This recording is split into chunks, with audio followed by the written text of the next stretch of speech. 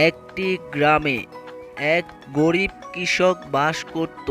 তাদের পরিবারের সবাই ৫ ওয়াক্ত নামাজ পড়ত। সময় মতো তারা পরিশ্রম করে যেটুকু হতো সেটি দিয়েই জীবনযাপন করত। কিন্তু তারা সময় মতো ৫ ওয়াক্ত নামাজ পড়ত, আল্লাহর কাছে দোয়া করত। একদিন দেখা গেল সেই কৃষক তার ছেলের জন্য খুব আগতি মিনতি করে আল্লাহর কাছে দোয়া চাচ্ছে। আল্লাহকে বলতেছে, হে আল্লাহ, আমার সন্তান যেন নেককার হয়, আমার সন্তান যেন ৫ ওয়াক্ত নামাজ পড়তে পারে। আমার সন্তানকে আমি মাদ্রাসায় দিয়েছি, সে যেন বড় হলে অনেক বড় বক্তা হতে পারে।